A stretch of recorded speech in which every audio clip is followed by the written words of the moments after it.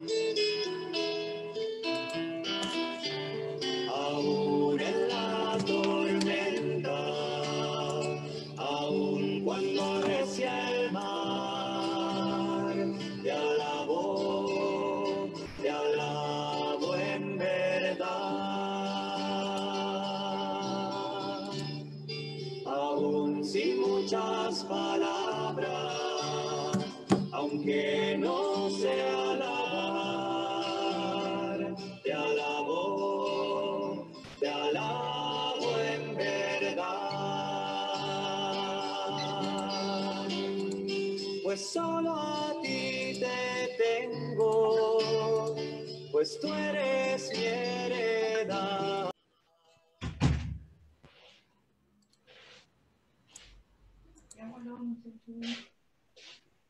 Buenos días, bienvenidos neste sábado de lluvia. Buen día. Os fenómenos da natureza também manifestam a aliança de Deus hacia nosotros. Queremos dar a bem-vinda a todos que nos siguen de várias partes de Chile e de América Latina. Bem-vindos neste início de mês dedicado a San Ignacio de Loyola, y que para nosotros como centro de espiritualidad está dentro de la preparación al año ignaciano que será celebrado el próximo año. Así que de antemano a Nelson y la Cecilia, muchas gracias por aceptar este desafío y gracias a todos ustedes por unirse con nosotros.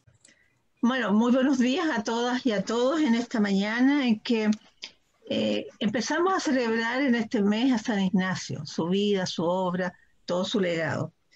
Y hemos querido empezar este ciclo de celebraciones con un tema quizás no tan conocido de Ignacio. A Ignacio siempre lo vemos como en otra perspectiva, pero que la verdad es que es central en su vida, como son las heridas de Ignacio. Ignacio, a pesar de ser un hombre herido, logró sanar todas sus heridas, ¿no es cierto?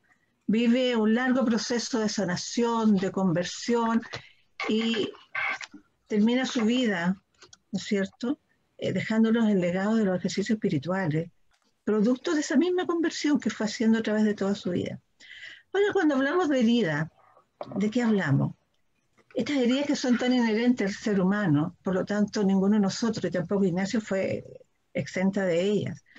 Pero cuando hablamos de heridas, ¿no es cierto?, estamos hablando de experiencias que producen dolor, experiencias que incluso a veces nos dejan cicatrices para siempre. Y son experiencias que se producen por diferentes razones, razones múltiples, razones diversas, y que nos pueden, ¿no es cierto?, lesionar profundamente. Estas heridas pueden lesionarnos, no sé si puedes poner una lámina, de manera psicológica, de manera corporal, en el alma, también en los sentimientos.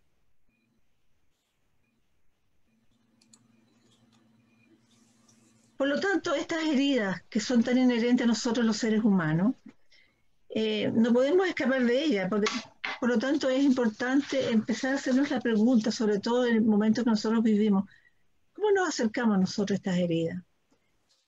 Pareciera ser, ¿no es cierto?, que lo más importante no es lo que sucede, sino que qué hacemos con lo que nos sucede. Cuando sufrimos una herida, pareciera ser lo más importante qué hacemos con lo que nos sucede. Porque lo que nos sucede no siempre depende de nosotros, pero lo que hacemos con ellas sí que depende de nosotros. Entonces, estas heridas tienen una consecuencia en nuestra vida. A veces nos cortan deseos, proyectos, y otras veces nos lanzan a situaciones inesperadas, a veces de mucha consolación, pero a veces también de mucho dolor. Y también frente a las heridas tenemos nosotros varias alternativas, ¿no es cierto? Podemos compadecernos a sí mismos, podemos reprimirlas, podemos utilizarlas como disculpa para evitar algún desafío o enfrentar algún dolor, pero también podemos pasar la vida culpando a otros de lo que nos sucede. Hay un libro que muestra muy bien esto y el título que me gusta mucho, ¿no es cierto?, que es un libro de Ansel Grimm que dice Transformar las heridas en perlas. Y él hace una serie de relatos de santos sanadores en que fueron ayudando realmente a transformar estas heridas en perlas. Ignacio recibió en su vida innumerables heridas, y esta mañana vamos a invitar a recorrer un poco esas heridas de Ignacio, y sobre todo invitar a recorrerlas, cómo las enfrenta, pero cómo las procesa Ignacio, cómo logra sanarse de todas las heridas que fue viviendo durante toda su vida. Ahora, ¿qué imagen tenemos de San Ignacio? Quizás Ignacio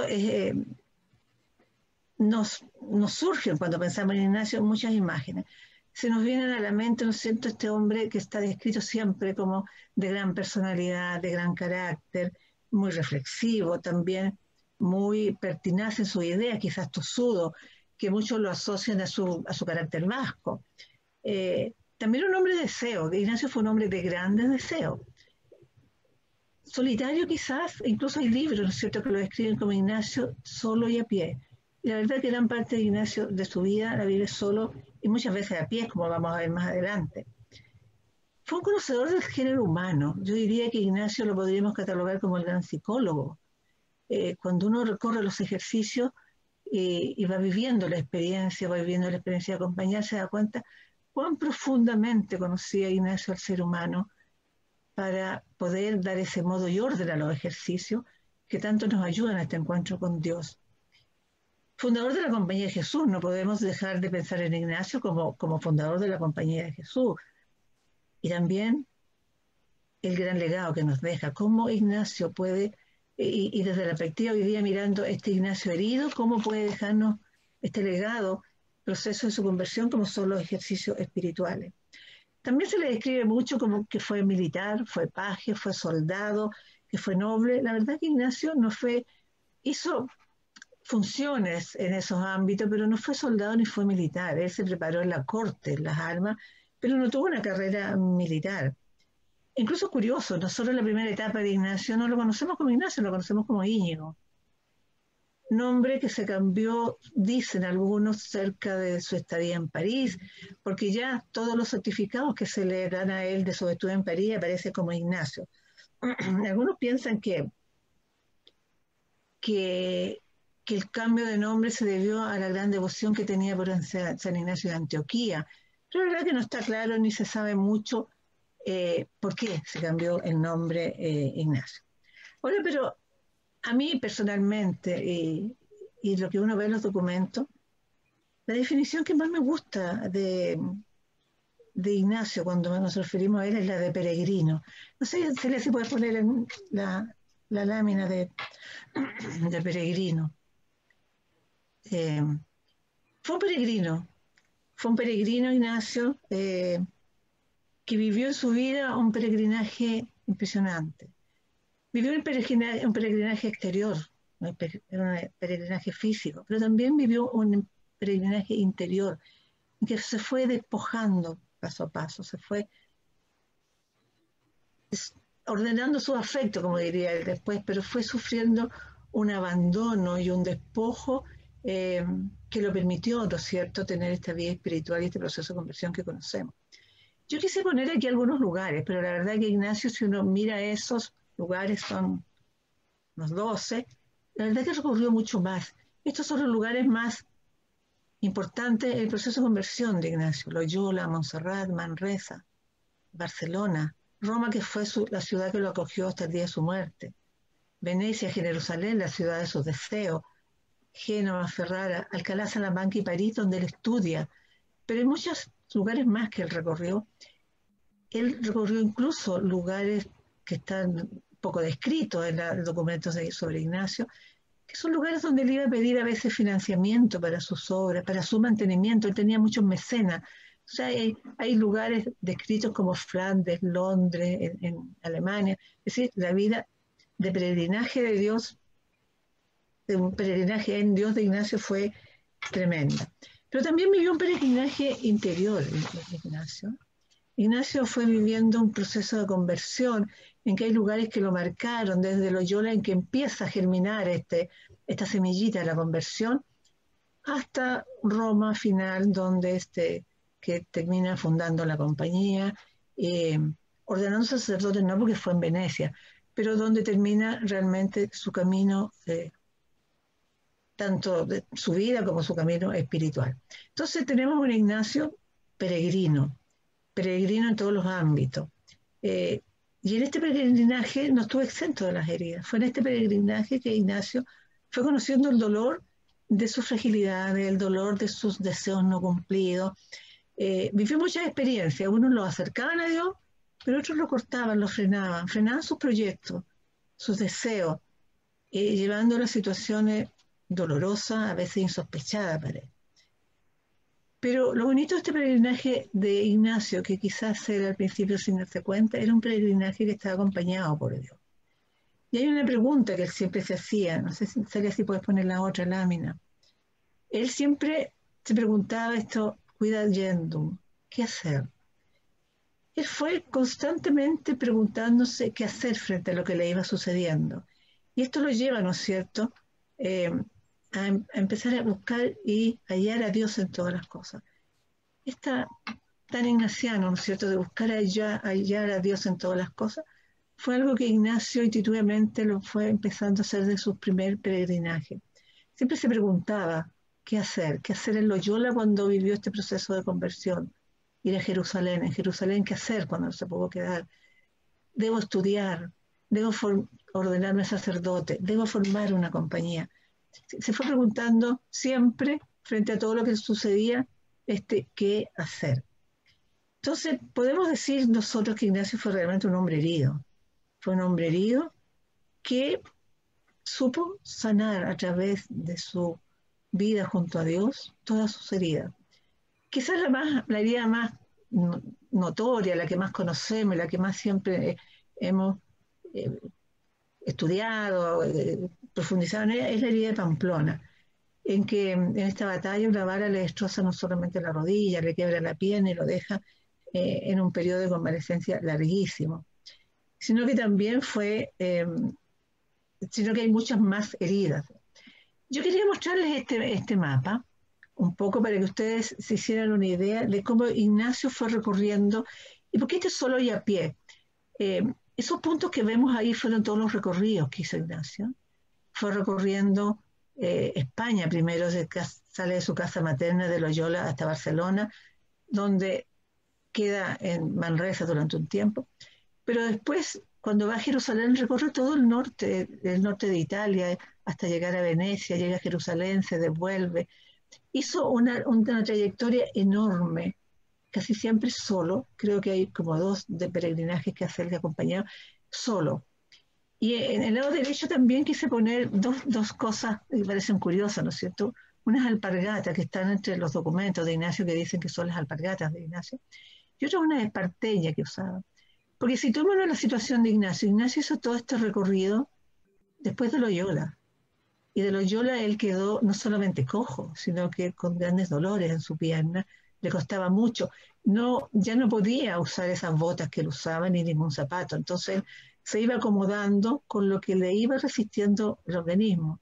Entonces caminó mucho descalzo de repente y tuvo periodos descalzo Ignacio, pero usaba siempre estos zapatos, más que zapatos, yo diría son alpargatas, ni zapatillas, que le pudieran acomodar su caminar. Entonces el peregrinaje de Ignacio no estuvo exento también de un dolor físico, de un sacrificio, de una ascesis de él tremenda. Pero veamos entonces cuáles son estas heridas de Ignacio. No sé si puedes poner otra lámina, Celia. Porque vemos que la herida de Ignacio, la mayor decíamos que es Pamplona. Yo aquí quería poner algunas que están descritas, pero la verdad que cuando uno ya profundiza en su vida va viendo que su vida estuvo muy llena de obstáculos, de sufrimiento, también momentos alegres, pero también momentos de mucho dolor. Aquí yo quería poner algunas que son las como más relevantes. La muerte prematura de su madre, que lo vamos a ver después. Ignacio vivió sin madre. Su madre muere cuando él era, por lo que describen, dice, era muy pequeño, era bebé, era una guagua. Y fue criado, si quieres te devuelve Celia para ver la lista de heridas, fue criado por una nodriza. Hay un proceso largo en esta autoafirmación del yo. Pensemos que Ignacio, la primera etapa de su vida, estaba dado a las vanidades del mundo, como lo describe. Entonces, dejar esa vida mundana para él le implicó tremendas heridas, fragilidades, situaciones adversas. Herido su orgullo. Ignacio era una persona tremendamente orgullosa y fue viviendo en la vida heridas que le dejaban profundos dolores en su orgullo, en su vanagloria, en esto sentirse tan dueño de su vida, ¿no es cierto? Bueno, tenemos la herida en Pamplona. Los escrúpulos en Manresa. Ignacio, recordemos que parte a Jerusalén, pero tiene una estadía larga en Manresa. Son más de 11 meses que vive en Manresa, con visitas a Montserrat, pero un periodo en Manresa son los periodos de profundidad de su crecimiento espiritual. Y ahí se describen siempre como 3 periodos, ¿no es cierto? Uno de mucha calma, en que Ignacio está pegado en esto, la exterioridad que no lo deja, y recordemos este Ignacio descalzo, dejándose crecer las uñas, dejándose crecer el pelo, cuando vela las almas y entrega su traje de noble, se pone este sayal de saco, es decir, hay un desorden en la vida de Ignacio y todavía está muy centrado en lo externo, no hay ningún vestigio de una interioridad espiritual de Ignacio. Después hay un periodo en que ya empiezan a haber ciertas mociones espirituales que lo tiene, diversidad de espíritu, dice, en que tiene esta clase de escrúpulos, ¿no es cierto?, en que tan pegado en esta vida anterior, él se confiesa de sus pecados y se confiesa y no logra encontrar la paz. Vive un periodo más de 3 meses a punto de suicidarse, y dicen que no se suicida por no ofender a este nuevo Cristo que empieza a conocer. Pero es un periodo tremendamente difícil de meses que solamente logra la paz al final, cuando se abre a la gracia y la misericordia de Dios. Entonces fue un periodo duro de Ignacio en ese momento. En su entendimiento, Ignacio siempre se va a referir como que estaba ciego del entendimiento. Entonces no encontrar la luz del entendimiento para encontrarse con este Dios. Esos deseos, Ignacio fue un hombre de grandes deseos, no solamente de deseos, sino que de grandes deseos, y fue herido muy tremendamente ahí su ida a Jerusalén, sus compañeros, fracaso de los primeros compañeros, esta comunidad que quiso formar y que lo abandonan. Herido en su doctrina y en su vida apostólica. Ignacio, después de este proceso, ¿no es cierto?, de crecimiento espiritual, en que toda su vivencia del encuentro con este Dios, las empieza a escribir y empieza esto a transformarse incipientemente en los ejercicios espirituales, es muy perseguido, primero desde Alcalá, Salamanca, incluso en Barcelona, incluso después en París, pero es perseguido. Pensemos que en el tiempo de Ignacio, estábamos con la Inquisición, estábamos con los iluminados, entonces hay una persecución muy grande de la Iglesia, de la Inquisición, a los ejercicios y a la persona de Ignacio. Pensemos que Ignacio empieza a escribir los ejercicios en Manresa y no tenía ningún estudio, no era religioso ni tenía ningún estudio. Entonces es perseguido porque era visto casi como una herejía que alguien hablara de Dios no teniendo estudio. Entonces es perseguido en su doctrina y también en su actividad apostólica. Él se abre después de ser un peregrino solitario, un peregrino apostólico, y quiere ayudar a las almas. Ya en Manresa lo vemos un poco dando ejercicios, estos ejercicios leves que él llamaba, que serían como de primera semana, incipientemente. Ignacio era muy dado a las conversaciones espirituales. Esto que nos queda tanto en la espiritualidad ignaciana, ¿no es cierto? Acompañar espiritualmente, las conversas espirituales. Entonces, ¿cómo hacía esta actividad apostólica cuando se abre a los demás, esto de ayudar a las almas que él habla? Si no tenía formación, si él no era religioso. Entonces, fue muy perseguido hasta el final de los días Ignacio por los ejercicios. Pensemos que Ignacio, la aprobación de los ejercicios fue dada por el Papa después de la aprobación de la fundación de la compañía. Y fue una lucha eterna de Ignacio para que le pudieran aprobar todos sus escritos. Bueno, pero hoy día realmente no vamos a alcanzar a entrar en profundidad en todas las heridas que tuvo Ignacio, pero hemos elegido algunas, ¿no es cierto?, en que podemos empezar a profundizar y a ver cómo influyeron en Ignacio, cómo él las maneja, cómo él las procesa. No sé si puedes poner la próxima lámina, sería la muerte temprana de su madre. Aquí vamos a elegir estas 3 y vamos a ir desarrollando un poco cada una de ellas. La primera que vamos a desarrollar es la muerte prematura de su madre. Hay unas imágenes que yo tengo que si nosotros las pudiera poner sería de la casa de Ignacio, del solar, de los Loyola y cómo él se cría. ¿Qué pasa con Ignacio? Ignacio fue el menor de 3 hermanos y la diferencia de él con su hermano mayor era de 24 años. Su madre siempre se define como que murió cuando él era muy pequeño, pero la verdad es que al entrar en su vida uno se da cuenta que murió cuando él era una guagua, como diríamos nosotros, un bebé. Y es criado por una nodriza, es amamantado, dicen toda la literatura, ¿no es cierto? Pero más que amamantado, es criado, porque no es que la nodriza fuera al solar de los Loyolas a amamantarlo y a criarlo, sino que Ignacio es sacado de su casa materna y llevado a la casa de esta nodriza, que era la esposa del herrero de este solar. Por lo tanto, Ignacio vive alejado de su casa hasta los 7 años. Hay unas películas que muestran escenas que uno como madre realmente la sobrecogen. Muestran que puede que se haya dado en la realidad como no, pero denotan lo que significaba el alejamiento de Ignacio de su casa materna. Cuando lo llevaban de visita a la casa, pero en la tarde tenía que regresar, y si él se despedía de sus padres. Entonces, vive una ambigüedad, Ignacio, vive en una contradicción. Ignacio es un poco de las contradicciones, ¿eh? Entonces, por un lado vemos nosotros la casa de Loyola, lo pétreo y lo frágil se desenvuelve Ignacio. Una casa de un solar, de un caballero noble, pensemos que estamos en la Edad Media, casi una fortaleza. Incluso quise poner ahí el escudo de los Loyola. Pero Ignacio no se cría ahí hasta los 7 años, se cría en el villorrio de Guibar, lo que vemos al lado. Era un villorrio modesto, cerca, medio kilómetro de la casa de Loyola, pero se cría allá, ¿no es cierto?, con las costumbres de ese villorrio. Hay algunos autores que hacen una comparación que es bien potente, ¿eh? Las costumbres de Ignacio de su solar con las costumbres de este villorrio. Cosas tan domésticas como lo que se comía en su casa, lo que se comía en este villorrio. Y muchos recuerdan que en este villorrio usaban mucho asar castañas, en el invierno sobre todo. Y es una costumbre que dicen que viene desde chico porque él se juntaba, ¿no es cierto?, con la familia de esta María Garín, su nodriza, y el herrero, a asar castañas y a comer. Y describen algunos episodios de Ignacio de Roma, ya muy próximo a su muerte, en que le preguntaban qué deseaba, y él decía, comer unas castañas asadas, quizás rememoranzas de esta niñez lejos de su casa. ¿Cómo vivía la fe su familia? Eran patronos de la Basílica de Aspeitia. Ignacio la vivía en una ermita. ¿Cómo vivía las fiestas, las grandes fiestas al estilo noble? La familia de Ignacio era una familia que seguía los rituales nobles, ¿no es cierto? Ellos tenían una obediencia al rey, tenían los medios.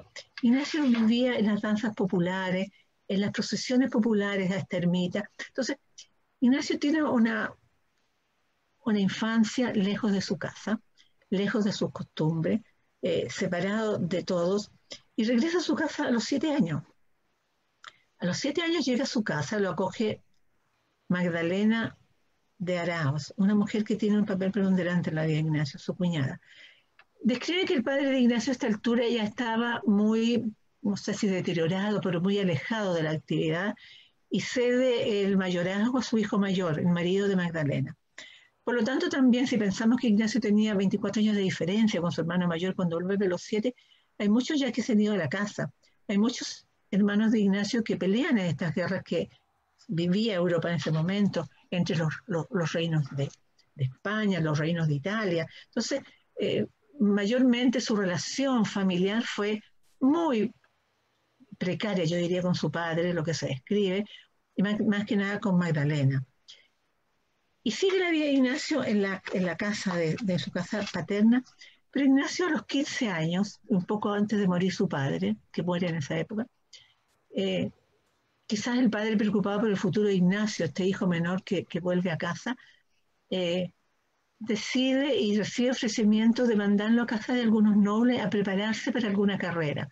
Hubo intenciones de que fuera a decir a la vida religiosa, pero al fin se decide que Ignacio siga una carrera de noble, que se fuera a preparar, ¿no es cierto?, en casa de uno de ellos, porque lo más provisorio en esa época, o será religioso, o será una carrera en la corte, era el futuro que había. Entonces Ignacio a los 15 años sale nuevamente de su casa. Sale de su casa, primero pasa una temporada en la casa del contador mayor del reino, que era, ¿no es cierto?, Velázquez de Cuéllar, en que lo acoge ahí por unos años. También ahí es acogido por la esposa, María de Velasco, que pareciera ser pariente de su madre. Ya vamos viendo, ¿no es cierto?, cómo Ignacio va haciendo la imagen de materna, de mujer, empieza a aparecer en su vida. Magdalena Arao, que lo cuida hasta los 15 años, pero después lo vuelve a cuidar. Esta María Velasco, esposa de este contador general, que también es la que lo acoge en su casa. Pensemos que a los 15 está en plena adolescencia, está formándose su vida. Pero luego de la muerte de este contador general, a la muerte de Fernando de Aragón, que cambia todas las dispensas que daban los reyes, ¿no es cierto?, a todos estos nobles, tiene que ser trasladado y le consigue esta esposa de él, María Velasco, seguir esta carrera, pero ya en otra casa, que es la casa del virrey de Navarra, el duque de Nájera. Por lo tanto, Ignacia vive unos meses, unos años, son 4 o 5 años los que vive en la casa de este contador mayor, y cambia a la casa del duque de Nájera. Es curioso que en todo esto que uno puede indagar en la vida de Ignacio, en toda esta etapa, no aparece nunca la imagen, ni parece algo alusivo, una historia de su madre. No se conoce absolutamente nada. Se llamaba Marina de Licona, que era también de una clase noble, pero no se conoce mayormente. Entonces, nosotros podemos ver, hablamos del peregrinaje que hace Ignacio después cuando inicia su conversión. Pero si uno piensa, también fue un peregrinaje la de su infancia, porque sacaba su casa materna donde su nodriza, después vuelve a la casa materna, sigue a la casa de este contador mayor, después sigue a la casa del virrey. Entonces, hay algo profundo que vive Ignacio en su infancia y en su adolescencia que lo marcará para toda la vida, ¿no es cierto? Hay muchos psicólogos que se han preguntado, ¿no es cierto?, ¿cómo marca Ignacio esta experiencia? Fue normal el desarrollo afectivo de Ignacio. Hay 2 jesuitas que han incursionado en esto, ¿no es cierto? Está Ignacio de Techeda, jesuita, que se pregunta, y lo voy a leer textual, ¿no sería el secreto último de su existencia errante una búsqueda inconsciente de la madre no conocida, un modo instintivo y casi biológico de restañar la herida de la carencia materna? Carlos Domínguez, otro jesuita también que ha incursionado mucho en Ignacio, tiene un libro incluso de Ignacio de Loyola, La luz del psicoanálisis. Él piensa que esta pérdida que tiene Ignacio su madre es la raíz del carácter introvertido y solitario de Ignacio. Y que este núcleo algo depresivo que tiene Ignacio de fondo lo forzó a una reelaboración interna permanente y que marcará la vida para siempre de Ignacio. Entonces, si nosotros pensamos, hoy día quizás podríamos decir un niño algo abandonado en su infancia, el niño algo que se crió tan lejos de la familia materna, del calor familiar, del contacto con sus hermanos. Ignacio casi nunca habla de sus hermanos. Al parecer tuvo muy poco contacto. Cuando vuelven los hermanos se van. Entonces, bueno, ¿qué consecuencias tiene esto en la vida de Ignacio? No sé si podemos poner la lámina. Ignacio busca constantemente la figura materna. Busca idealizando objetos. Y idealiza los objetos de la madre en las mujeres. Si nosotros vamos y empezamos a ver lo de Ignacio, podemos ver que siempre sus sueños los compaban estas damas que eran de alta nobleza, ni duquesa ni condesa. Se habla mucho que él estaba enamorado de Catalina, y Catalina no era nada ni menos que la hermana de Carlos V, el emperador de toda Europa. Entonces, cómo va idealizando esta figura, pareciera ser esto que le queda a Ignacio de buscar en las damas, en ser reconocido por ellas, en ser vanagloriado por ellas, esta imagen materna que él no tuvo. Pero hay un momento en Loyola, cuando está convaleciente de sus heridas, en que esta figura materna perdida se le empieza a cambiar un poco, y aquí empieza en su vida la imagen de María. María, Nuestra Señora, como él la llama, él tiene una delicadeza en adelante de nombrarla, siempre hablar de Nuestra Señora, la Madre Bendita, a la cual él se rinde. Y si uno hace un poco un recorrido en la vida de Ignacio, la primera acercamiento que él tiene profundo con María es en Loyola. En este periodo, ¿no es cierto?, en que él solamente lee vida de santo, porque no hay otros que le alimenten este amor a la nobleza y a las cosas de caballería, le empiezan a producir ciertos movimientos espirituales, ¿no es cierto?, que él va detectando que nos lo dejaban contentos, otros no los dejaban contentos. Es una cosa muy incipiente. Y cuando se produce como un punto de inflexión en Ignacio, que todo esto, que le empieza a sentir, a reconocer estos movimientos espirituales, empieza a reconocer que unos vienen de Dios, otros no vienen de Dios, que algo tiene que hacer, cuando tiene un sueño en que él se le aparece María con el niño en brazos. Y esto ya marca un quiebre en Ignacio. De aquí nace, ¿no es cierto?, lo que él pone en la autobiografía: siente asco de su vida pasada, no quiere más cosas mundanas, y ya empieza y siente que tiene que decidir, su camino va a ser diferente de ahora en adelante. Pero no solamente en Loyola tiene un acercamiento con la Virgen, sino nosotros pensamos este camino que hace Ignacio de Loyola a Manresa, y estas paradas que se describen, ¿no es cierto?, que pasa por Aranzazú, Monserrate y Manresa. Él hace en el camino, antes de llegar a Manresa, un voto de castidad, ¿no es cierto?, y hace la vela de armas, en que entrega todo este traje de noble, los deja, ¿no es cierto?, en el altar, se viste con este saco y con esta alpargata, y que incluso le cuesta el apresamiento a un pobre mendigo que las usa. Entonces, ya vemos cómo María va apareciendo en la vida de Ignacio, ¿no es cierto? La vela de armas se la hace la Virgen, e incluso deja su sable colgado en el altar, y dice que de mucho tiempo fue entregando algunos dineros para mantener limpio, mantener ordenado este santuario. Y los votos de castidad lo hace en Aranzazú con la Virgen. Entonces, ya aquí hay una imagen, ¿no es cierto?, esta imagen de las damas de la noble realeza, y estas damas que le copaban el sueño por la cual él quería hacer hazaña y ser reconocido y ser como, siempre se imagina cómo lo recibirían, fue cambiando paulatinamente a María. Y la imagen de María de Ignacio es bien especial, ¿eh? Es una María intercesora. Y nosotros los ejercicios la vemos plasmada muy claramente. Y esta María que Ignacio pone en los triple coloquios, y que ya lo pone desde este primer triple coloquio que pone en primera semana, y que nos va poniendo en segunda semana, en que en el primer coloquio nos pone siempre: pedir a Nuestra Señora para que me alcance la gracia de su Hijo. Fue siempre el deseo de Ignacio, esta María que lo alcanza con su Hijo.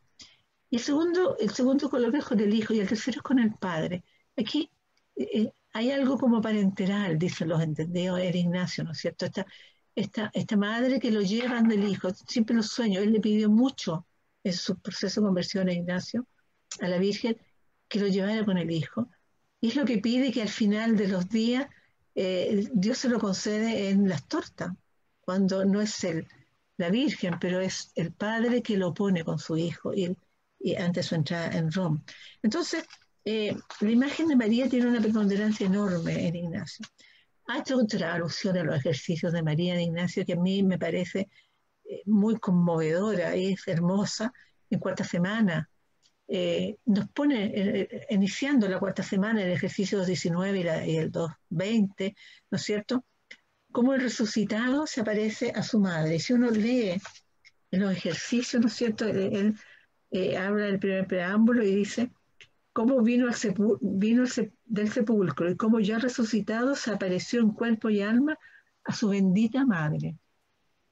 Esto que yo les decía, la delicadeza que tiene para tratar a su madre, la bendita madre. Y después nos pide en el segundo preámbulo, ¿no es cierto?, que nosotros hagamos la composición del lugar, viendo la casa de Nuestra Señora, mirando la casa, la habitación, el oratorio, y nos gocemos de este encuentro, de cómo sería el encuentro resucitado con su madre. Entonces, vamos viendo cómo María pasa a tener un espacio importante en la vida de Ignacio, que da para muchos estudios. Yo te decía, los psicólogos buscan cómo Ignacio fue supliendo a través de su vida esta imagen materna perdida de tanto. Ignacio no la conoció sencillamente. Y nos hace suponer que al no conocerla y al no haber un documento que nos ilustren la madre, él tampoco la conoció, salvo lo que le podían haber contado. Pero por otro lado, en esta ausencia de madre, criado, ¿no es cierto?, en 4 casas diferentes, digamos, el Villorrio, el Solar, el Contador General, Navarra, ¿cómo se va desarrollando y construyendo la personalidad de Ignacio? En la otra lámina, si queréis, Celia, lo podemos ver. Ignacio hasta el momento, y él lo plasma muy bien cuando inicia la autobiografía, ¿no es cierto?, está totalmente centrado en las vanidades del mundo, en la honra, el orgullo, casi un narcisismo. Hay algunos que dicen que era solamente egolatría, otros, yo me acuerdo una vez haciendo un taller, una psicóloga me decía, no son todos los rasgos del narcisismo. La verdad que eso los estudiosos podrán darle catalogarlo bien, pero todos describen rasgos del narcisismo, algunos dicen no patológico, pero tenía rasgos del narcisismo. Entonces, no fue normal, pareciera ser este desarrollo afectivo de Ignacio, ¿no es cierto? Ignacio está en este momento centrado sobre sí mismo. Es un hombre totalmente, no conoce la palabra descentramiento, los otros. Vive en estas 2 casas de noble, viviendo la vida cortesana, la fiesta, las damas, cortejarla. Siente una gran necesidad, Ignacio, eso fue durante largo tiempo, de ser reconocido. Y el ser reconocido tiene una raíz, ¿no es cierto?, de carencia. Ser reconocido, ser estimado, ser vanagloriado, su físico le importa mucho. Él vivía, dicen, contemplándose, la figura en el espejo, y muchas veces caía en ver la figura que él quería ver y no la que él era. Entonces, también en la autobiografía, si uno va, como cuando él inicia este cuento, él dice, hasta los 26 años de edad fui hombre dado a las vanidades del mundo y principalmente se deleitaba en ejercicios de alma con un grande deseo y vano de ganar honra. Este era el Ignacio hasta los 26 años. Entonces, ¿cuánto habrá influido en la formación de Ignacio esta carencia materna? Pareciera que muchas, pareciera que marcaron su vida. Su desarrollo afectivo es probablemente seguro que no fue el que habría esperado cualquier niño con una vida normal. Entonces, bueno, ¿cómo fue Ignacio, no es cierto? Ya nos vamos entrando en la herida de Ignacio. ¿Cómo Ignacio fue teniendo heridas desde su nacimiento? Y cómo estas fueron realmente teniendo un impacto en su vida. Pero hay otras heridas también que van acompañando a Ignacio, ¿no es cierto? Tenemos las heridas de las enfermedades y del orgullo. Ignacio fue una persona de una salud tremendamente debilitada. Tuvo, yo diría, 2 heridas en su vida de enfermedades que realmente le causaron mucho dolor y momentos, yo diría, de mucha angustia, de problemas tremendos. Una fue la rinitis atrófica y otra fue la litiasis biliar que él vivió hasta la muerte. ¿Qué fue esta rinitis atrófica que vivió Ignacio? Ignacio, lo cierto, lo tenemos en la casa del virrey de Navarrete, duque de Nájera, en el apogeo de su vida mundana. E incluso no está en la autobiografía, pero muchos autores describen. También hay mucha teoría que la autobiografía fue recortando algunas cosas que al parecer Ignacio las comentó, pero que no fueron escritas. En este periodo la vida de Ignacio no solamente era mundana, y era de corte, y era de fiesta y de vanagloria, sino que era bastante licenciosa al parecer. Y hay episodios que sucedieron en Azpeitia en que a él se le prohibió volver durante un tiempo por unos problemas, parece, profundos de peleas, heridos, mujeres, violaciones.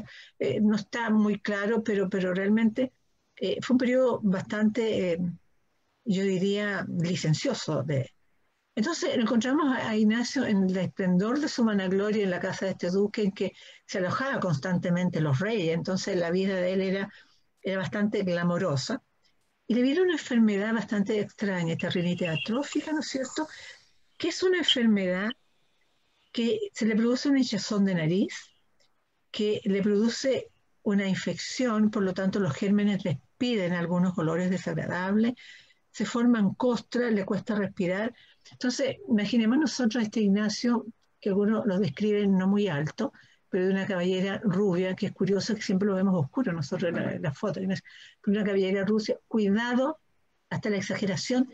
¿Qué significaría para él no poder presentarse en las fiestas de la corte, ni cortejar a estas damas de tanta nobleza con esta enfermedad? Dicen que fue un periodo durísimo, que está poco descrito, esta enfermedad por Ignacio, pero fue tremendo. Él vivió una crisis. El único deseo que tenía era esconderse. No hablan de irse a un desierto, vivir en un monasterio. El dolor mayor profundo que tenía Ignacio era verse alejado de su vida, esta vida por la cual él ya llevaba 26 años, ¿no es cierto?, y un poco más. Era su vida. Entonces, el orgullo de Ignacio, cómo se presentaba Ignacio en la fiesta de la corte con esta hinchazón de nariz, su rostro tan cuidado por tanto tiempo, deformado. Entonces fue un tormento, más que dolor físico, fue en el orgullo de Ignacio, un tormento psicológico que vivió tremendamente.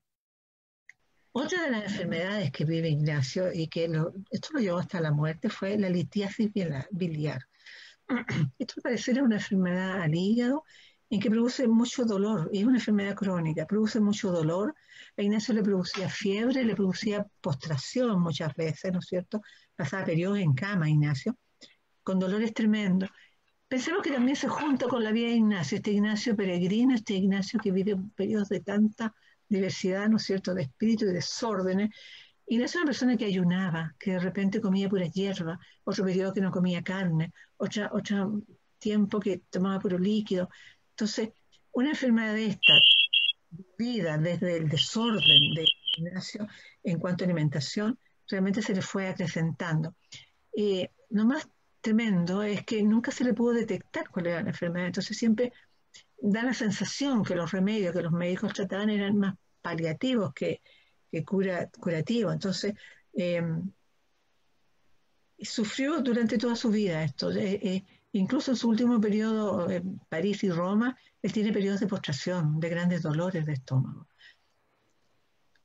Ahora, Ignacio, junto con todo esto que va viviendo, si uno lo puede describir en esta etapa, dicen que era una persona de muy buen conversar, y lo confirma esto, que cuando empieza su vida más apostólica, empieza por las conversaciones espirituales.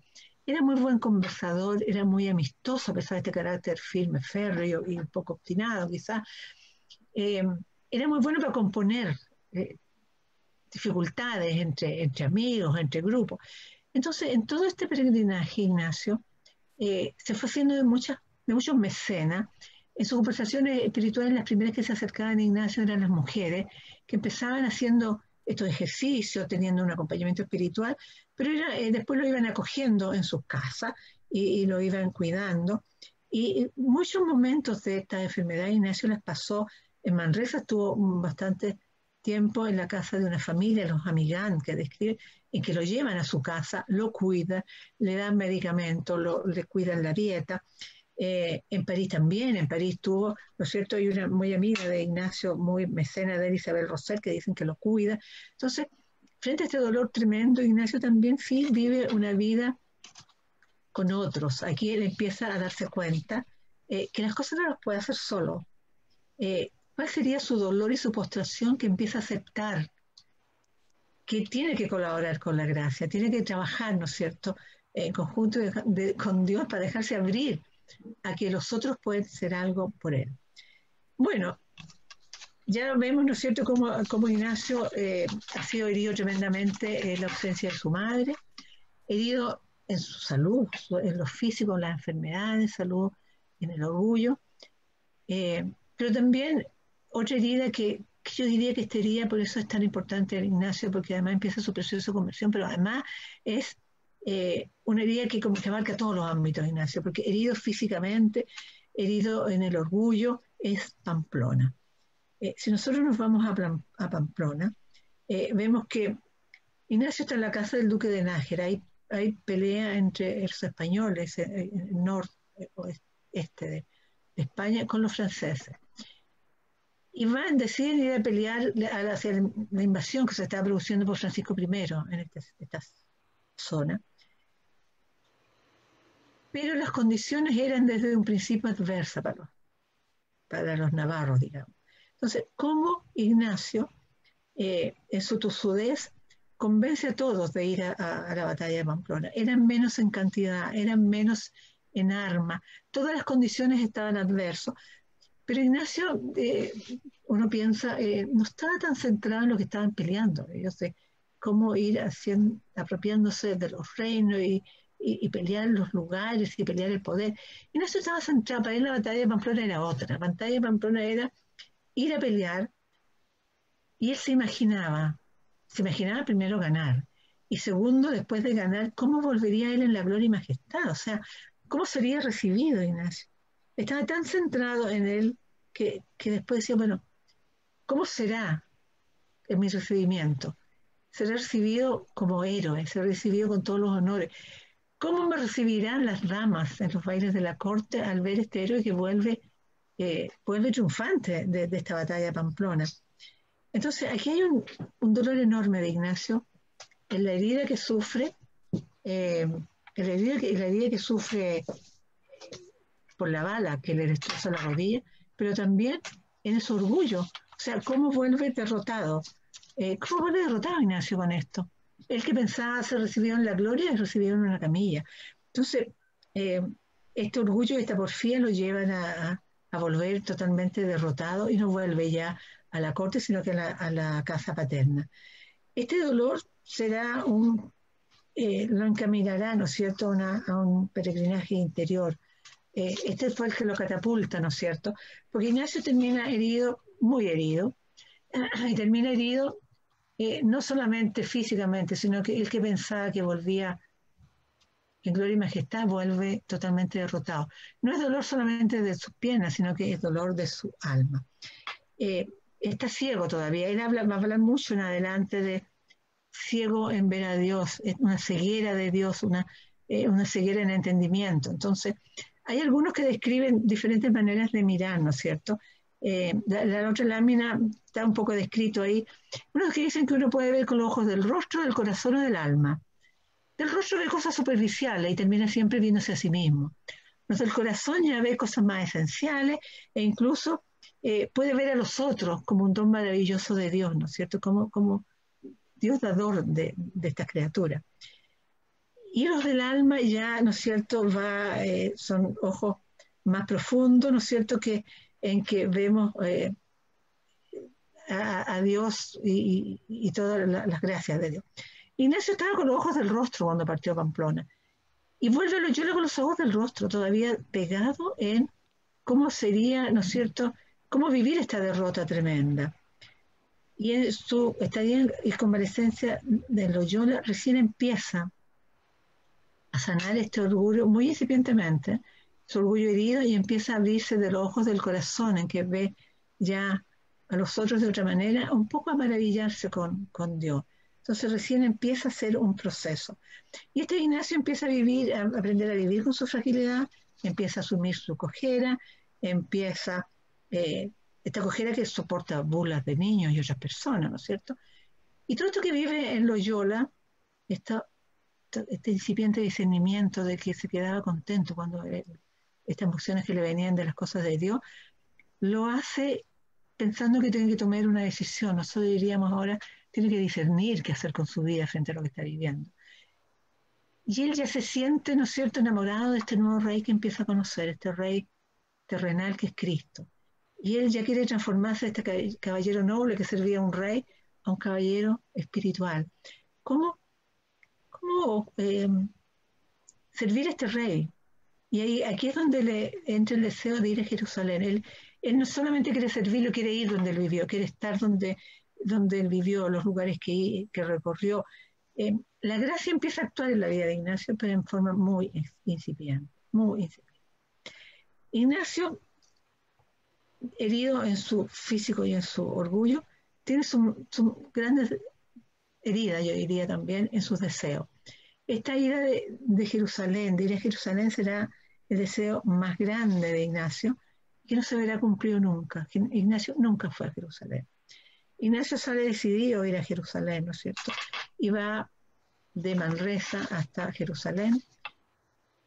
Se demora como 2 años, 1 año en preparar este viaje, desde que está en Loyola y Manresa, y solamente estuvo 21 días en Jerusalén. Él va en un viaje solo y a pie, literalmente solo y a pie, no quiere ir con ni víveres, ni dinero, nada, solo poner la confianza en Dios, y parte decidido a quedarse en Jerusalén. La idea de Ignacio era quedarse en Jerusalén. Quedarse para vivir lo que vivió Ignacio y quedar para recorrer los lugares que vivió Ignacio. Desgraciadamente los franciscanos, no sé si desgraciadamente por gracia de Dios, cuando uno piensa después, no lo dejan permanecer. Uno porque iba a hablar cosas de Dios y no era religioso, y otro porque no tenían tampoco cómo sustentar la permanencia de Ignacio en Jerusalén. Así que lo devuelven, incluso casi lo obligan apresado a volver nuevamente, su destino a Barcelona, pero vuelve nuevamente a Venecia, que era donde llegaba.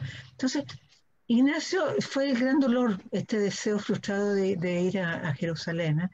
Él, increíble, él va a buscar a este rey en los lugares físicos y lo encontró en la obediencia. Él vuelve por obediencia, cuando los franciscanos le dicen que después de un discernimiento han decidido que tiene que volver y la no vuelta significaría excomulgarlo, Ignacio obedece. Ignacio se da cuenta que la voluntad de él no siempre es la voluntad de Dios. Todos sus deseos no le empiezan a calzar con los deseos de Dios. Entonces, empieza aquí ya un camino de despojarse, empieza a salir de su ser, empieza un poco a ordenarse los defectos, empieza a entender qué es la voluntad de Dios. El otro gran deseo frustrado fue formar un grupo de compañeros. Ignacio pasó de solitario a comunitario. Él tiene el deseo de formar comunidad con otros, y en su periodo de estudio entre Alcalá, Salamanca, Barcelona, Alcalá, Salamanca, él empieza a ser amigo de compañeros de estudio y forma una pequeña comunidad. Esta pequeña comunidad a él lo tiene muy contento, y él hace, cuando ya no lo dejan ni dar ejercicio ni hablar de Dios en estos 2 lugares, decide irse y decide seguir su estudio en París. Entonces, concuerdan con estos amigos que se juntarán para seguir su misión en París. Desgraciadamente, Ignacio parte solo a París, muy entusiasmado, preparando la llegada de sus amigos, y sus amigos nunca llegaron. Dicen que uno se fue a la corte de Portugal, otro se estableció en Segovia, otro se fue de obispo a la India, pero Ignacio nuevamente queda solo, empezando una nueva vida en París. Aquí hay una pregunta que yo quisiera dejarla, no sé si la puedes poner, Celia, en que parecía por alcanzar a hacerla para que ustedes la hagan acá, pero es ¿cómo vivió Ignacio sus heridas? A ver, Ignacio, hemos descrito algunas heridas. ¿Cómo nos hemos acercado nosotros a nuestras heridas? Quizás hacer una pequeña historia de mis propias heridas. No vamos a tener tiempo ahora, pero dejarlo como para seguirlo rumiando. ¿Cómo ha sido la historia de mis heridas a la luz de lo que yo he visto en San Ignacio? ¿Y cómo me he acercado yo a mis heridas, a mis fragilidades? ¿Qué ha significado en mi vida estas? Las pueden dejar como para algún material que lo puedan poner en oración, o que lo puedan ir reflexionando la presencia de Dios, pidiéndole su gracia en estos momentos que nosotros estamos como Ignacio los 6 meses de Loyola, ¿no es cierto? Él estaba confinado sin salir, sin hacer nada. Nosotros también estamos confinados hoy día. No estamos heridos de pierna, pero sí yo creo que hay una herida en el alma profunda en cada uno de nosotros. Entonces, yo les dejo esta pregunta, cosas, más que preguntas, es una reflexión que ustedes pueden ir haciendo cada uno en su intimidad, en sus oraciones. ¿Cómo me acerco yo a lo que me ha pasado, a lo que me estoy viviendo? Y entremos ahora a cómo vivió Ignacio ¿cierto? Ignacio, tenemos este sinnúmero de heridas, ¿no es cierto? Y lo maravilloso de esto es cómo Dios fue entrando en las heridas de Ignacio. Dios entró por la fragilidad y las heridas de Ignacio, no entró ni por su inteligencia, ni por el linaje, entró por las heridas. y entró desde la fe y la esperanza, desde la paciencia y de la integración. Y entró desde la fe y la esperanza, ¿no es cierto? Pero de esta fe vivida que no nos lleva a huir de la realidad, que no nos lleva a huir ni evadirnos de la realidad, sino que es una vida mucho más personal que nos afirma en la realidad. A través de las heridas, Ignacio fue experimentando su fragilidad, ¿no es cierto? Incluso su fragilidad humana, y quiso vivir el dolor desde sus limitaciones, su discapacidad. Ignacio en un momento que se sentía un discapacitado físico, ¿eh? Ya empieza a no replegarse sobre sí mismo, sino que desde la fe es la que siente que le da un nuevo impulso. Y a pesar de todo lo que vive Ignacio, esta fragilidad, estos dolores, no lo ve como una carga pesada, ni como un castigo de Dios, ni como una limitación que frustrara su vida, lo ve como un signo de amor y misericordia.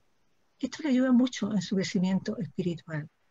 Esto lo fue viviendo Ignacio como una visitación de Dios. Aceptó su cojera que por vida la llevó causándole no solamente dolores físicos, sino dolores en su orgullo personal por las burlas que soportaba.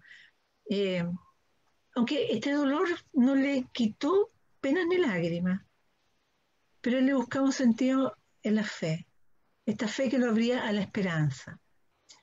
Él tuvo muchos dolores, muchas penas y muchas lágrimas, vivió sufrimiento. Pero Ignacio nos dice que el dolor de la cruz no es el mal y el destino penoso, sino que es el sufrimiento que resulta del hecho que estamos vinculados con Jesús. Siente que puede tener esperanza, porque esperanza es como la hija de la fe.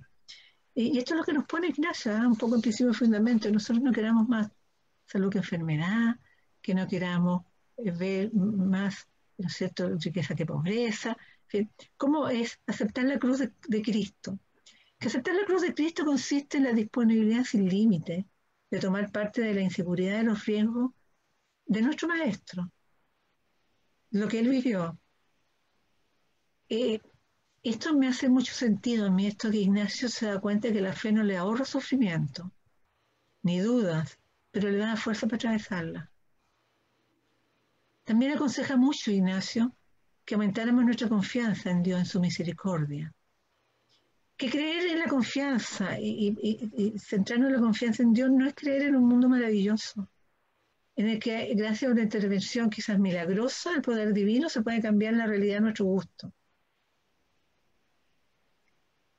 El Dios que ve Ignacio en todas estas circunstancias no es un Dios que él dice tapa agujero, usurpador de la responsabilidad humana y de las leyes de naturaleza. Muchas veces pedimos la gracia del Señor que cambie cosas que están en nuestras manos. Cuando esto de las leyes de la naturaleza, ¿cuánto hemos destruido nosotros nuestra naturaleza? Y de repente pensamos que es un castigo de Dios que nos mande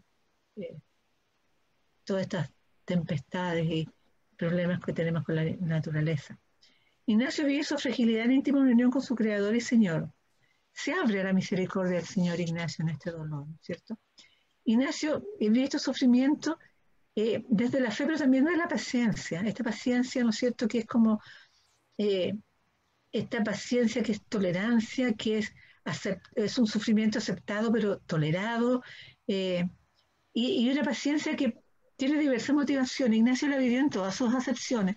Si nosotros pensamos en Loyola, Ignacio vivió una paciencia que muchos la describen como una paciencia humana, estética, activa, positiva. Él soportó sucesivas operaciones, que le colgaran pesas para estirar la pierna, fiebre, dolores, con mucha paciencia, pero una paciencia humana, era una paciencia con un fin determinado, era volver a verse su físico no deteriorado, era volver a usar esas botas polidas, como decía él.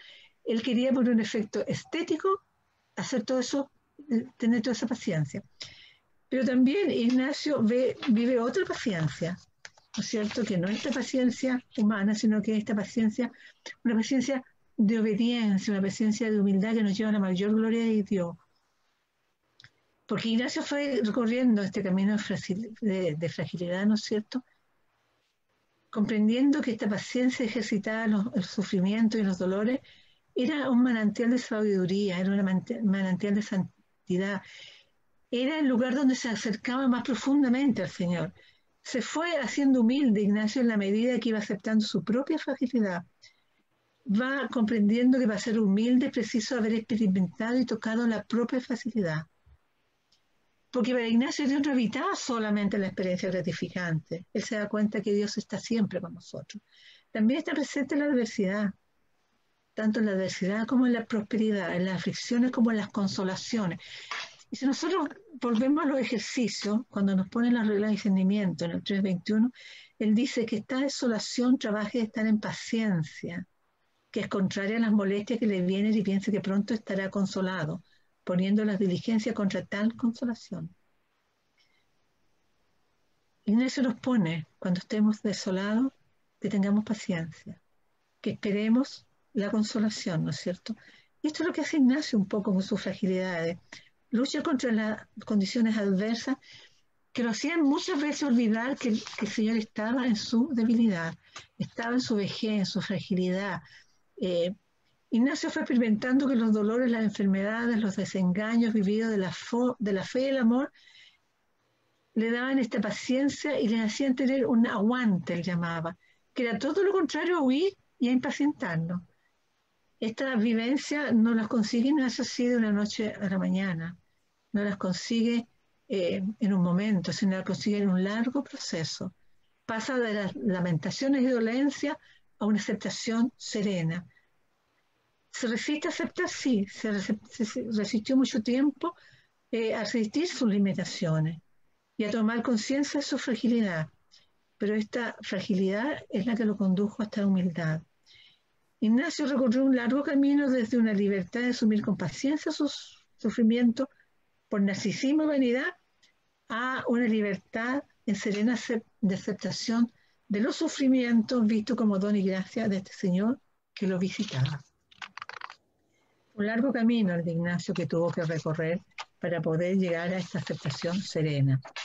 La esperanza, ¿no es cierto?, que en la vida toma nombre de paciencia, dice Ignacio.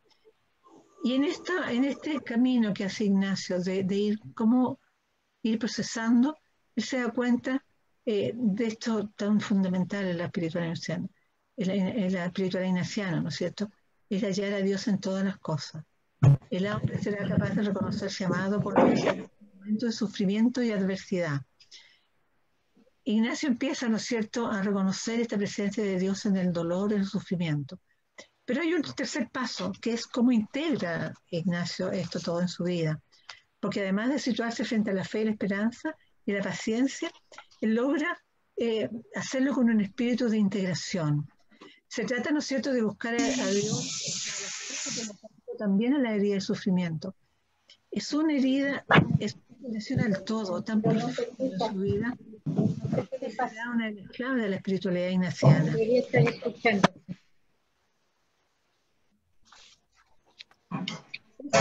Ignacio, ¿no es cierto?, en esta integración y unificación será fruto de un proceso largo que culminó en un momento del Cardoner, pero él tuvo que hacer carne la ilustración del Cardoner. Él, después de la ilustración del Cardoner, vive un proceso largo en que va encarnando lo que el Señor le regala. Se trata de buscar llegar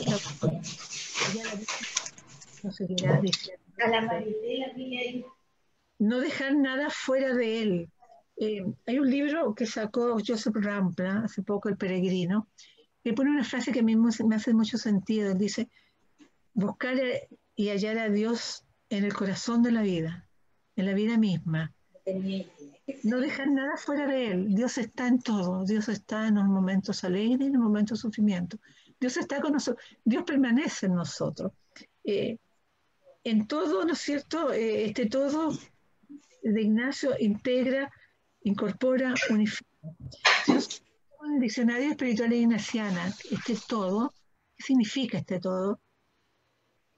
Ahí hay una parte de la explicación que me hace mucho sentido. Dice, en la verdadera experiencia espiritual se percibe que no hay nada ajeno a él y que el mundo entero y las cosas que han incorporadas en Dios. Este todo, ¿no es cierto?, encontrar a Dios en todas las cosas es el que lleva a Ignacio a poder integrar sus fragilidades. y su apertura al don de Dios, cómo va dejándose transformar del Dios. Es un dejarse transformar continuamente. Dios le fue enseñando muchas cosas a Ignacio en esta, pero una de las cosas que me gustaría resaltar, que le fue más difícil y que no pudo estudiar en ninguna de las universidades que estuvo, fue la fragilidad. Ignacio, y yo creo que a nosotros como seres humanos también nos cuesta mucho tocar esta fragilidad. Ignacio fue su asignatura más difícil, que la vivió solamente desde el dolor, el sufrimiento, pero de la mano con Dios. Cuando él dice que Dios lo tomaba como maestro de escuela, enseña a un niño, eso fue lo que él sintió en el largo de sus años, eso que sintió en toda su vida, que fue aprendiendo que su fragilidad, que su respuesta debía estar hecha de indiferencia y discernimiento. Esta indiferencia que no es lo mismo que nos den las cosas, sino que es este camino hacia una libertad que nos permite discernir, ordenar nuestra vida a las iniciativas de Dios. Con todo lo que Ignacio sufrió, esto le fue enseñando a poner palabras de consuelo a los que sufren. El acercamiento de Jesús hacia los pobres no solamente fue una opción, sino que fue fruto de haber vivido la fragilidad máxima, haber vivido el dolor y el sufrimiento. Fue esto lo que los acercó a dar consuelo a los otros. Me gustaría poner una última lámina en que tengo como un resumen de la vida de Ignacio. No sé si la puedes poner.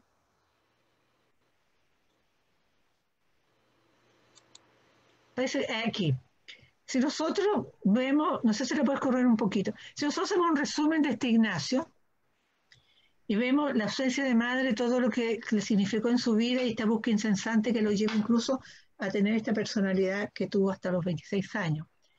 Quiso seguir el mundo por medio, ¿no es cierto?, de la vida cortesana, basada en la vanidad, orgullo y narcisismo, y una bala de cañón frustra todos sus deseos. Manresa como paso, él solamente quería pasar para ir a Jerusalén y está 11 meses. Tiene periodos de oscurantismo, como la pieza de Escrípulo, pero su gran ilustración. Deseos de ir a Jerusalén, permanecer siempre, estuvo 22 días. Barcelona, Alcalá, Salamanca, quiere ayudar a las almas y se le persigue, se le apresa, estuvo como 3 veces, tuvo 13 procesos inquisitorios, Ignacio, en su vida. El sueño de ser comunidad, ¿no es cierto? Que este sueño permanece en Ignacio, que lo hará después, ¿no es cierto?, formar las comunidades, las congregaciones marianas, que desemboquen en lo que hoy día es la CB, que es Comunidad de Vida Cristiana. Los sueños comunitarios, los compañeros lo abandonan después de haber quedado comprometidos a juntarse con él. En París quiere dar ejercicio, fue muy perseguido, incluso fue acusado de abuso porque le da ejercicio a muchos estudiantes. Entonces, para los profesores y toda la élite de París era tan tremendo ver cómo las personas que se acercaban a Ignacio cambiaban tan radicalmente su vida. Hijos de personas de mucho dinero hacían una opción por los pobres. Entonces, muy perseguido en París. Su viaje a Venecia para ir a Jerusalén, segundo viaje, ¿no es cierto?, también es frustrado. Ignacio nunca volvió, tuvo un tiempo. Ellos viajan a Venecia para ir a Jerusalén con el nuevo grupo que forma en París, ¿no es cierto?, todos los días, donde está Pedro Fabro, Laínez, Bobadilla, que hacen votos de castidad en Montmartre. Viajan a Venecia donde se ordenan, esperando tener la oportunidad de ir a Jerusalén. Algunos por un tiempo, Ignacio para permanecer. Eso nunca se pudo realizar porque nunca pudo volver Ignacio. Incluso muy deteriorado de salud, tuvo que pasar una temporada nuevamente en Loyola, en su casa, en su ciudad natal, digamos, pero no en su casa. Quiso ir a un hospital a vivir y regresa a Roma nuevamente perseguido. Ignacio tuvo nuevas y ahí tiene, ¿no es cierto?, la investigación final que le da la aprobación, primero a la compañía para la aprobación a los ejercicios. Pero si nosotros miráramos este cuadro sin tener mayor conocimiento de Ignacio, diríamos, pero ¿qué es esto? Esto es la vida de un perdedor, de un fracasado. O sea, todos los intentos están fracasados. Y qué diferente fue esta vivencia de Ignacio. Cómo de todas estas, quizás, sufrimiento, herida, cómo le costó a Ignacio encontrar la voluntad de Dios, cómo fue poco a poco esta frase que yo creo que tiene un gran significado, cómo Dios lo fue tomando como maestro de escuela, enseña a un niño. Los que son profesores podrán sentirse, ¿no es cierto? Y cómo van tomando un niño, lo van moldeando no solamente en conocimiento, sino que lo van ayudando a su crecimiento espiritual. ¿Cómo Ignacio, después de vivir todo esto, que uno puede decir fracaso, los vive acompañado de Dios? ¿Cómo logra encontrar la voluntad de Dios? ¿Cómo logra transformar todo esto, toda su experiencia espiritual, en lo que nosotros hoy día conocemos como ejercicio espiritual y que es el gran legado de la espiritualidad ignaciana que nos deja este modo de orden, esta pedagogía que nos invita Ignacio, en que nos ayuda a encontrarnos con Dios desde nuestra libertad para definir nuestras opciones, discernirlas libremente. Creo que dar gracias por la vida de Ignacio hoy día. Y me gustaría terminar, no sé si me puedes poner la oración de San Ignacio, Celia, que está al final.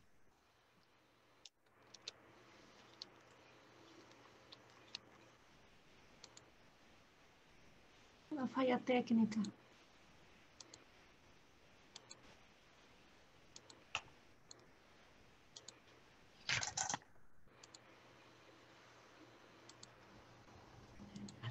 Aquí me gustaría que termináramos rezándola juntos, pero si ustedes se fijan, este todo que hablamos, ya era Dios en todas las cosas, en el corazón de mi vida, en todas y en todos, que nos lleva un poco a esta contemplación para alcanzar el amor, donde Ignacio nos pone, ¿no es cierto?, a dar gracias por tanto bien recibido, como Dios habita en nosotros, nos crea y nos recrea, forma parte, su presencia es nuestra presencia. Como esta oración que pone Ignacio en ese momento en que entrega toda su vida, tenemos 5 veces la palabra toda mi libertad, toda mi voluntad, todo. Todo yo creo que tiene que marcar un poco nuestro camino espiritual, nuestro acercamiento a Dios. ¿Cómo hacemos de este todo parte de nuestra vida? ¿Cómo vamos nos dejando afuera lo que no nos gusta quizás? Dejando afuera a Dios hay mucha iniciativa. Yo los invito a que si pudiéramos juntos terminar esta reflexión de hoy día. Van a quedar 2 preguntas después, ¿no es cierto?, para que ustedes la puedan también trabajar. ¿Qué me suscita a mí esta experiencia de Ignacio en mi propia vida? ¿Cómo yo vivo esto? Entonces los invito a que terminemos rezando juntos la oración de San Ignacio.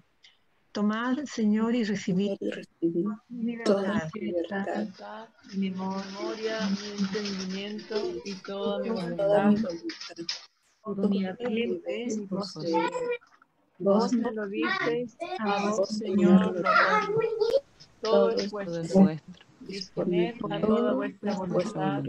Dadme vuestro amor y gracia, que esta me basta. Amén.